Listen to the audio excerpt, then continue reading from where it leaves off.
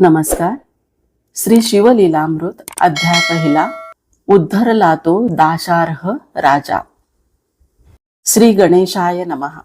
भगवान शिवशंकरांची स्तुती स्तवन करताना कवी श्रीधर म्हणतात, पार्वतीसह विराजमान असणाऱ्या हे शिवशंकरा, तुला माझे वंदन असो. हे देवाधिदेवा महादेवा, तू सर्वांचा आद्य आहेस. तुझे स्वरूप हे ओममय आहे. तूच या सकल जगताचे मूळ बीज आहेस. तू मायातीत म्हणजेच मायेच्याही पलीकडचा आहेस. हे महादेवा, तू दिव्य ज्योती स्वरूप आहेस. तूच अनादी सिद्ध आहेस. उत्पत्ती, स्थिती आणि लय या तिन्ही अवस्था तुझ्याच आहेत. तुझे स्वरूप हे अव्यय तसेच अविनाशी आहे. हे आदिनाथा, तूच या सकल विश्वाचा संरक्षण, संगोपन आणि संवर्धन करणारा आहेस. तुला तुझ्या भोळ्या भाबड्या भक्तांची सदैव काळजी असते. आपल्या भक्तांचा तुला सार्थ अभिमान आहे. हे शिवा, तू सर्वांचे शिव म्हणजेच कल्याण करणारा, कलियुगातील पापांचा नाश करणारा, आपल्या भक्त भाविक सेवक आणि पूजकांना पापमुक्त करून त्यांना मोक्ष मुक्तीचे फळ प्रदान करणारा आहेस. हे सर्व साक्षी श्री सांब सदाशिवा, तुझा अगाध महिमा वर्णन करायला जिथे 4 वेद, 6 शास्त्रे, 18 पुराणे ही असमर्थ ठरतात, तिथे माझ्यासारख्या पामराने तुझा अगाध महिमा तो काय आणि कसा गावा. हे देवा, मी तुला अनन्य भावे शरण आलो आहे. कवी श्रीधर यांची ही शरणागत भावनेने केलेली स्तुती ऐकून भगवान शंकर अति प्रसन्न झाले.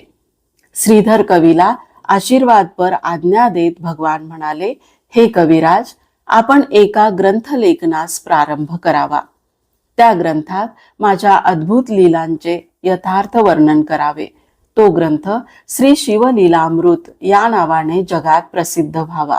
कविराज, या ग्रंथाद्वारे तुमच्या मुखाने मीच माझा महिमा वर्णन करणार आहे.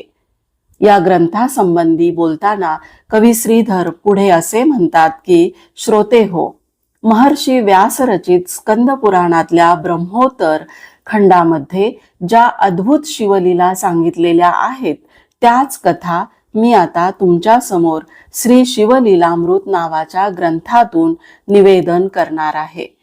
तेव्हा माझी तुम्हास नम्र विनंती आहे, त्या शिवकल्याणकारी ग्रंथाच्या कथांच्या श्रवण भक्तीसाठी आपण तयार व्हा. लक्ष द्या आणि या कथा सश्रद्ध भावाने श्रवण करा. पूर्वी नैमिषारण्यामध्ये एक महान यज्ञ सत्र चालू होते. तेथे जमलेल्या शौनकादिक ऋषीवर्गांनी महामुनी सूतांना अशी प्रार्थना केली की, प्रभू, आपण दयावंत कृपावंत होऊन आम्हास आदिनाथांच्या अद्भुत लीला वर्णन करून सांगाव्यात.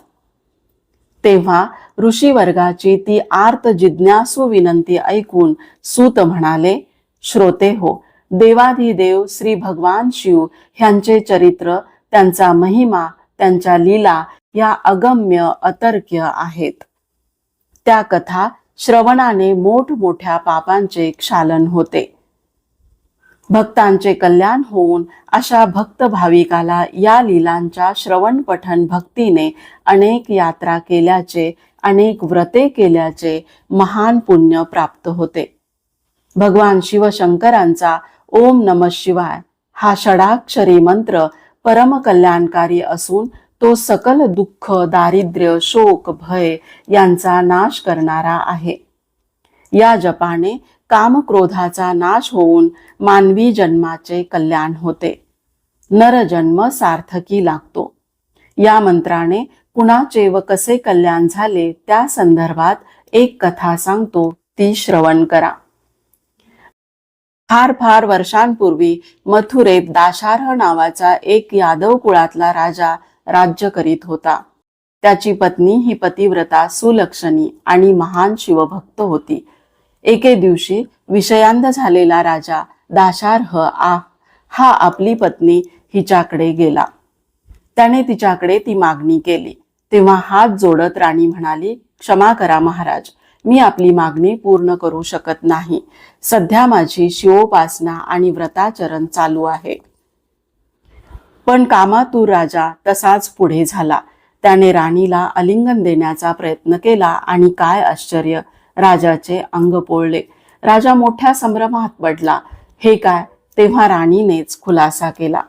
स्वामी, मला दुर्वास ऋषींकडून नमः शिवाय हा मंत्र आणि ही शिव उपासना मिळाली आहे. मला तर या जपाने पावन केले आहे.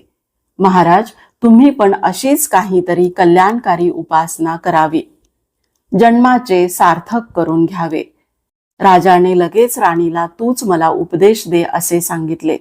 तिने पतीला पत्नी मंत्रोपदेश करू शकत नाही असेही सांगितले.